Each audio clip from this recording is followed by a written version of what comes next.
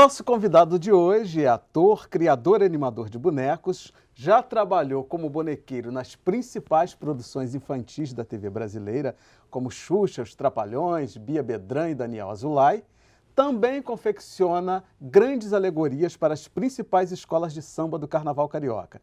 E atualmente tem se dedicado ao desenvolvimento de um estilo que mescla o teatro de bonecos com outras estéticas artísticas. Eu tenho o prazer de receber o artista plástico Jorge Crespo. Jorge, que mistura é essa que você vem fazendo aí? Explica isso aí pra gente. É uma mistura grande, né? Mas, na verdade, é uma busca por melhor comunicação. Porque o teatro de bonecos, ele tem várias pegadas, vários formatos, várias tendências, várias técnicas.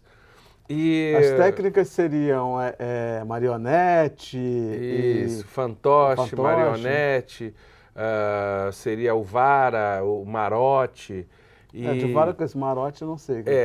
O marote seria esses bonecos Muppet, que a gente chama de Muppet da TV, de ver na TV, aqueles bonecos de meio corpo, né, onde a gente só vê o meio corpo do sujeito.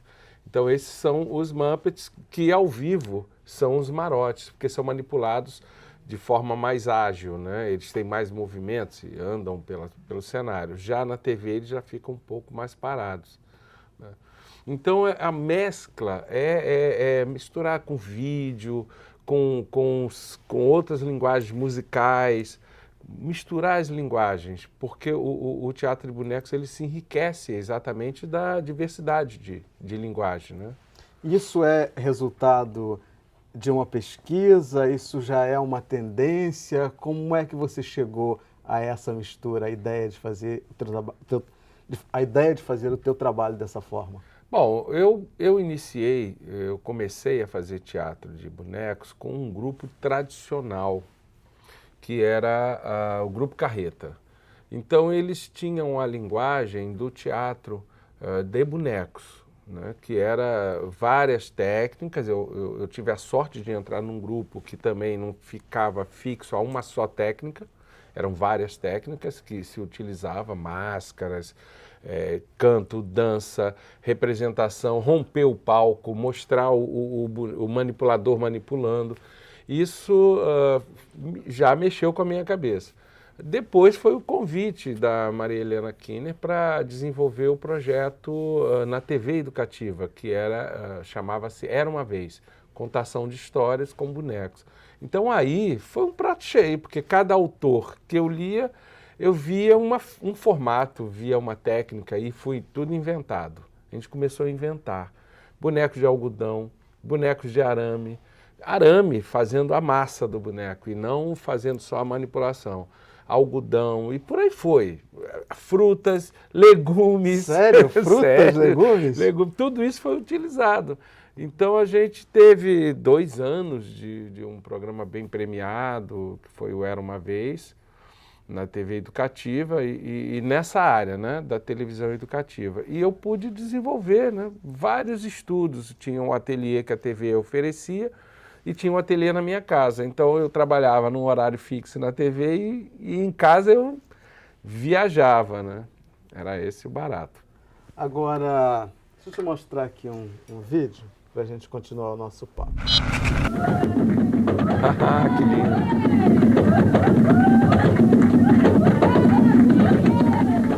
Benção, avô. O cuí usando, filho? Vem cá, avô. Por que eu sou negro? Você é negro porque seus antepassados vieram da África, onde as pessoas nascem de pele escura. Mas a ignorância que faz certas raças se sentirem superiores, levando às tragédias como a escravidão, diminuiu o valor de nossa cultura. Seus antepassados deixaram muita coisa bonita que cabe a você preservar.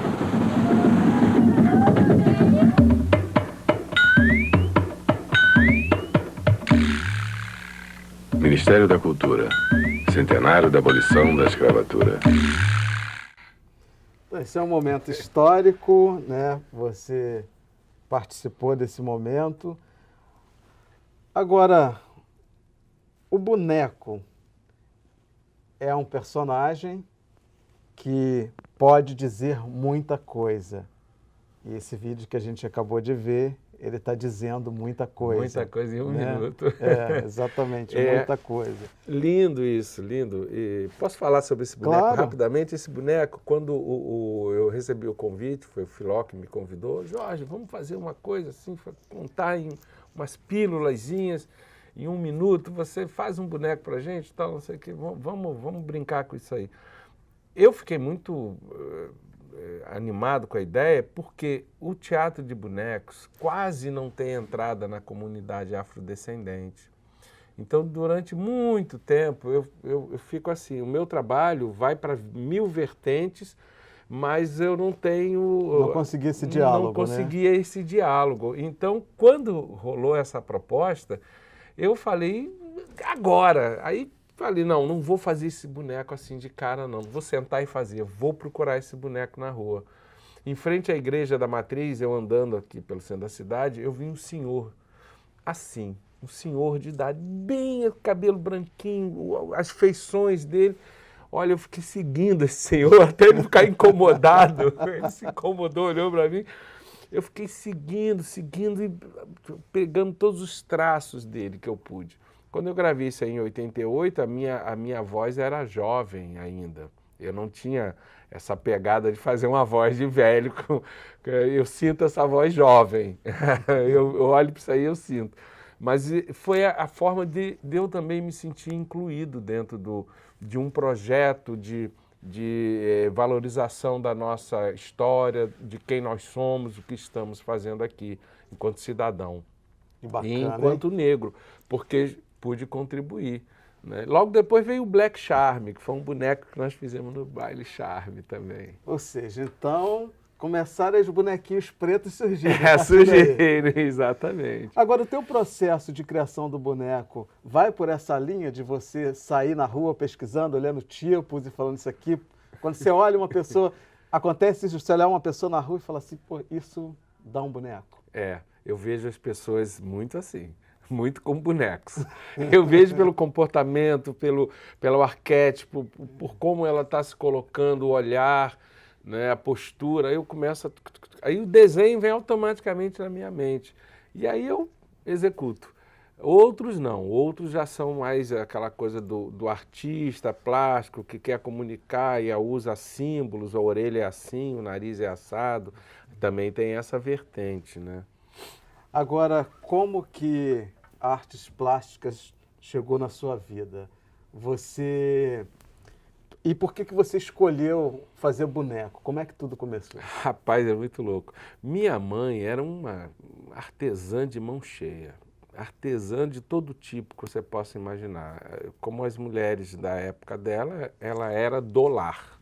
Mas cantava samba, gravou com Elisete Cardoso, cantava na Vila Isabel, né? A dona Jupira, a minha mãe.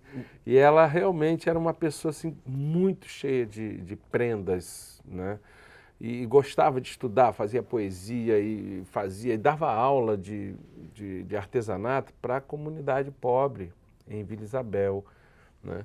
Então a gente tinha eu via e vivia isso, né? Um belo dia, querendo brincar com os amigos, sem saber, meu irmão me lembra disso, eu não lembrava não, meu irmão me lembra disso. Isso com que idade? Com 8, 9 anos. Todos querendo brincar, não tinham os brinquedos, a gente via na TV as espadas, os revólveres, aquelas coisas estavam chegando, né? Aí eu comecei a reproduzir, a fazer os brinquedos. Eu não sabia que eu sabia. Quando eu me tornei adulto, eu caminhei para estudar medicina. Era a meta familiar. Não era muito a minha, mas era a meta familiar e eu estava indo, né? Estava sendo conduzido para aqui. Até eu conhecer o teatro. Quando eu conheci o teatro estragou a vida de muita gente. De muita gente. Muita gente quer ser médico, quer ser advogado, engenheiro e de repente... Tchuf! E foi assim, eu conheci o teatro. Do teatro, eu conheci o teatro de bonecos e por uma casualidade. Porque tinha um grupo de teatro que nós éramos companheiros de frequentar a escola de teatro, aquelas coisas. Aí você lembrou, epa, com 8, 9 anos eu fazia isso? Pois é, quando eu substituí no grupo um ator que ficou doente de um dia para o outro e me pediram para ensaiar, porque eu já tinha visto a peça algumas vezes. Jorge, é você mesmo, ensaia e entra. Quando eu entrei em cena, eu descobri que a minha comunicação era através do boneco. Olha, que e logo interessante. depois o grupo fez um workshop para os integrantes do grupo que não sabiam fazer boneco. Aí o primeiro boneco que eu fiz foi usado na TVE. Era uma coruja azul. Primeiro que eu confeccionei. E o pessoal da TVE gostou, porque o símbolo era uma corujinha na época, e aquela coruja azul que mexia os olhinhos e tal, eu brinquei com isso. Então aí, a partir daí, eu só pesquisar, só estudar. O espectro do teatro de bonecos é muito grande no mundo, no Brasil não é tanto. Agora já quantos anos que você está nessa? Caramba! Olha, tem mais de 40. Mais de 40. Eu comecei essa brincadeira do teatro de bonecos com 21 anos. Você já fez muita coisa. Muita coisa, muita propaganda, coisas que as pessoas talvez não sabem que tem a minha marca ali atrás, né? Escola de samba também, a brincadeira foi por aí, né? Porque em 88 eu resolvi colocar espuma na avenida. E liguei para um amigo e falei, olha, você que é carnavalesco, a gente pode melhorar as notas da sua escola. Ele falou, olha, vou conversar aí com a presidência, vamos ver, nunca foi feito isso e tal. Aí eles vieram com um projeto, os desenhos, eu peguei e fiz maquete, de tudo logo, da escola inteira. As maquetes de boa proporção. Aí eles falaram, pô, mas que lindo, que maravilha, vamos fazer, quanto custa? Eu falei, vocês não vão ter dinheiro. Era São Clemente. Em 88, o enredo é Quem Avisa, Amigo É. E Roberto Costa, um dos carnavalescos, e o Carlos. E eu falei, olha, vocês não têm dinheiro, não adianta. Eu tinha ganho um prêmio com teatro, com a Vulcan patrocinando o projeto. Aí eu fui na Vulcan, falei, olha, tem essa outra proposta aqui, o que vocês acham? Aí o cara, quanto de espuma? Eu falei, 4 toneladas. Meu Deus do céu. Eu fiz o cálculo. Aí ele... Mas, Jorge, a gente vai continuar esse papo no próximo bloco. Vou ter que fazer um intervalinho, gente, mas é rapidinho. Fique com a gente, tá?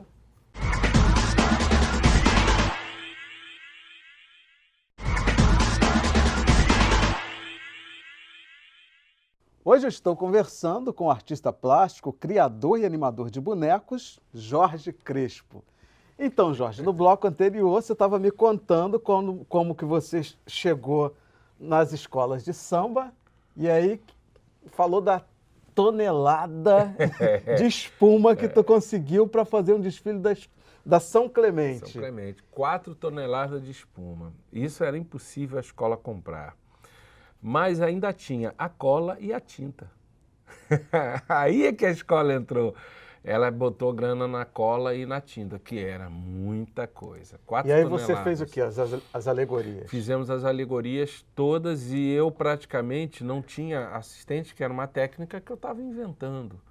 Eu fui convidado por um amigo a ficar no terreno que ele tinha em Pedra de Guaratiba estudando, que eu ia ter espaço para poder desenhar os bonecos no chão, quantificar a espuma, ver as modelagens. E são bonecos grandes, né? Gigantes.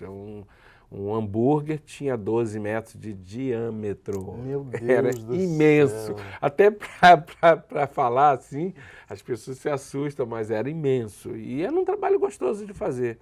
Com isso eu fui descobrindo muita técnica, muitas possibilidades Agora você é bom de técnicas. Convencimento, né? Porque você conseguiu convencer a escola a entrar nessa tua loucura aí. Foi difícil. Porque assim, primeiro eles ficaram assustados. Pô, o cara faz teatro de bonequinho. Como é que esse cara vai fazer uma escola de samba? Eu só podia provar através da maquete.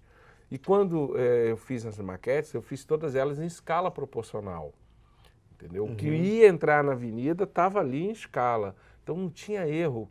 Eu sabia dizer que se a espuma era de 50 centímetros, 20, 10, por aí vai. Eu sabia a quantidade Eles de devem tinta. ter enlouquecidos, né? Quando Enlouqueceram. Virou a maquete, né? Enlouqueceram, tanto que a maquete foi parar na Vulcan, ficou lá na fábrica durante um bom tempo, né? E eles me facilitaram a vida, me facilitaram chegar onde eu cheguei através do meu trabalho. E a partir daí vieram outras escolas, né? A partir daí vieram todas. Vieram todas. Teve uma época que eu falei, porque eu estou fazendo 3 escolas ao mesmo tempo, isso é loucura, isso é loucura. Com muita equipe, muita gente, eu ensinando muita gente a fazer, usar aquela técnica, né, em grandes proporções. Porque... Falando em usar, vou te interromper, falando em usar técnica, vamos mostrar isso aqui.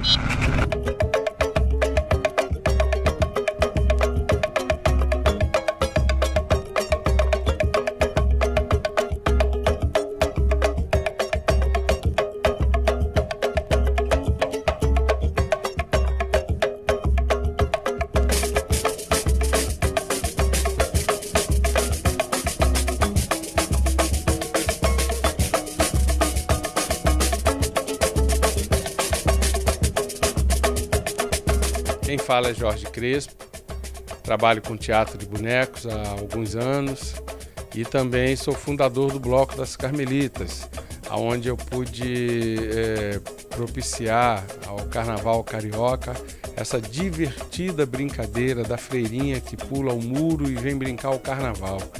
Então, para configurar essa foliã, nós imaginamos fazer uma imagem dessa foliã que era a Teresa, Santa Teresa d'Ávila, conhecida, e resultou nessa boneca maravilhosa que a gente tem, que há 26 anos pula e brinca o Carnaval de Santa Teresa. Então nós somos do bairro de Santa Teresa. A boneca simboliza o nosso sonho, nossa brincadeira, nossa história. Então são 26 anos de muita alegria, de muito prazer, com muitos artistas participando conosco, chegando junto no desenho das camisetas, né, e nos estandartes, nas artes que a gente tem para oferecer.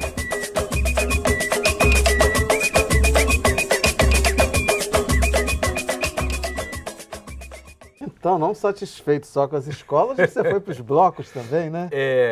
Quando nós fundamos o Bloco das Carmelitas, foi um momento muito bacana, porque éramos muito amigos, um grupo muito unido, que toda noite bebia no mesmo bar, ou se não bebia, ou conversava, ou trocava ideias, ou ia ao cinema junto, ou ia ao teatro junto. Então éramos um grupo grande de pessoas muito queridas. E quando nós fundamos o bloco, a nossa ideia primeira foi de brincar um carnaval em Santa Teresa, coisa que não tinha. O Escorrega no Trilho tinha acabado, que era a direção do Amir Haddad. Então nós fizemos um chamamento assim público no bairro. Vocês topam ter carnaval aqui? Porque era um bairro tranquilo, não acontecia nada. O que é o Bloco das Carmelitas hoje em dia, agora, né? O que é o bloco e o que gerou de outros blocos, então é uma coisa de louco. Santa Teresa você pode passar o carnaval lá sem ir para outro lugar, é que nem Olinda, você não precisa ir para outro lugar. Exatamente. Né? Chegou em Santa, tem carnaval todos os dias, de manhã, da tarde, da noite. Agora, como é que é para você, enquanto artista, você ter o teu trabalho? Uma escola de samba, por exemplo, que tem o mundo todo está vendo, mas pouquíssimas pessoas sabem que é você. Olha, é bem esse diferente. Artista que é famoso, o trabalho é famoso, mas o artista é anônimo. Como é que é esse sentimento? Olha, eu juro para você que eu nunca tive esse sentimento. É engraçado, porque assim, a gente está tão imbuído, tão dentro, tão se sentindo parte daquelas 2.000 pessoas. Você é um daqueles 2.000, então você já está bom. Eu imagino que deve ser maravilhoso. Algumas entrevistas. Pro artista, olha o tamanho do palco, né? Claro. Porque é um palco gigante. Algumas entrevistas você dá durante o percurso, né? Ou ao final, quando é premiado. Em 88, eu me lembro assim, que foi inédito, né? Todos os bonecos, alegorias e fantasias feitas de espuma foi inédito. Foi o primeiro ano que foi totalmente assim uma escola de samba e eu coordenei tudo. Então foi uma coisa assim, notoriedade total, né? Inclusive a própria escola São Clemente, se sentindo honrada e querendo me homenagear, me deram um símbolo, eu ganhei um carro alegórico, eu desfilei. Eu resolvi cobrir a cara. Eu saí fantasiado de monstro. Sério? É sério. E desmaiei no meio do desfile, de emoção. Comecei a passar mal, desmaiei, acordei e o desfile rolando. Ainda bem que eu estava dentro de um boneco. Então, assim, hoje eu não tenho nenhuma necessidade real de dizer, sou eu que faço. Mas eu tenho uma necessidade muito grande hoje, é de passar adiante. É de ver pessoas que eu formei e que eu ensinei fazendo carnaval, como eu vejo hoje vários ex-alunos meus brincando de fazer coisas ótimas. E aí eu identifico as mãos, identifico a arte, identifico pela finalização. Isso é muito bacana. A gente está aqui falando em carnaval e aí me vem à cabeça um personagem que tem tudo a ver com carnaval, que é o João do Rio. E eu sei que esse personagem histórico tem um peso no teu trabalho, na sua história profissional. Eu queria que você falasse um pouco sobre isso. Olha, a história é longa, João do Rio... Vamos reduzir. Vamos reduzir. Tá João do Rio tem uma história longa. A partir de uma peça de teatro que seria estreada, onde eu faria a personagem do João do Rio. Você, como ator, interpretar o João do Rio. Como ator interpretando João do Rio. Era um trabalho com a Norma Bengel, que ela fala é o momento onde a Isadora Duncan visita o Brasil e encontra João do Rio e outras figuras da nossa cultura local, né? Esse personagem eu não pude realizar como ator devido a acidente. Então eu tive que seguir com a minha...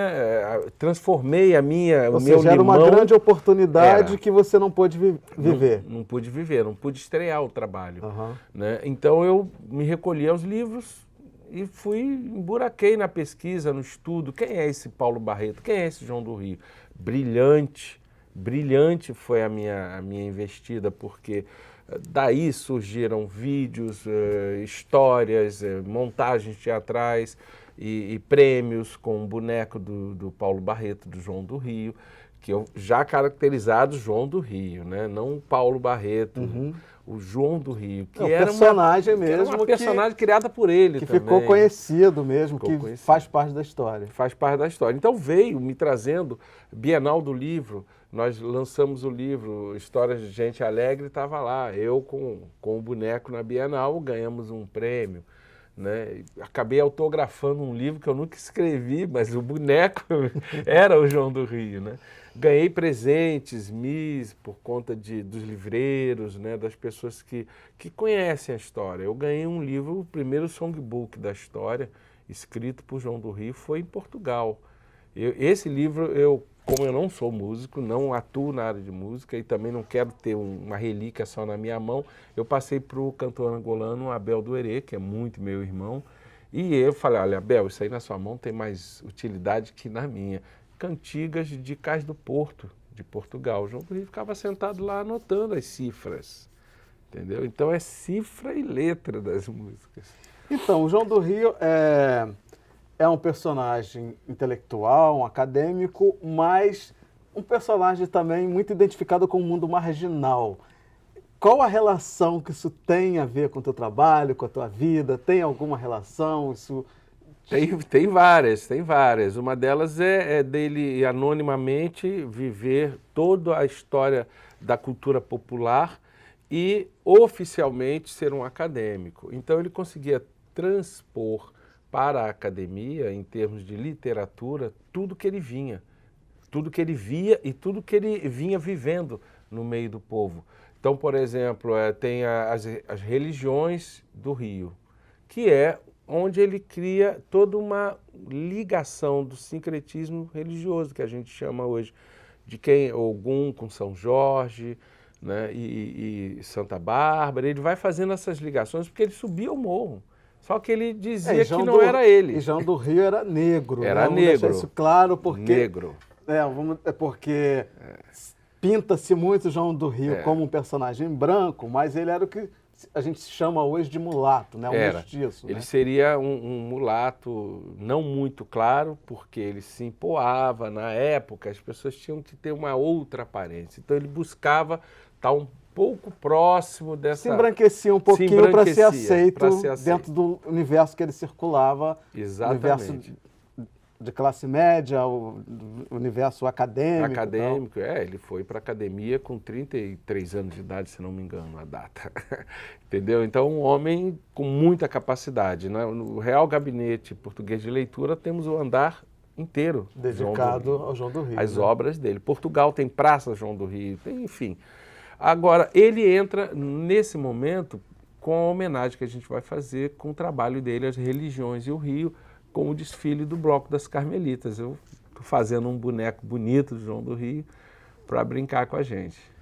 Ok, infelizmente acabou nosso tempo, mas assim, quero te agradecer por ter vindo e te dizer que você é que nos presta uma grande homenagem com o seu trabalho ao Rio de Janeiro, a todos nós brasileiros que temos a oportunidade de conviver com o teu trabalho, com a tua pesquisa, com o teu talento. Muito obrigado. Muito obrigado a vocês também, viu? Tudo de bom. Eu conversei com o artista plástico Jorge Crespo e se você quiser rever essa entrevista ou qualquer outra edição do programa, é só acessar www.alerj.rj.gov.br ou cultine.com.br. Obrigado pela companhia e até o próximo encontro. Eu te espero. E esse material prova que nós já fomos muito melhores, entendeu? Mas, por outro lado, eu acho que nos obriga a refletir para que a gente mude esse quadro e avance mais e recolha algumas coisas positivas do passado para ir avançar para o futuro.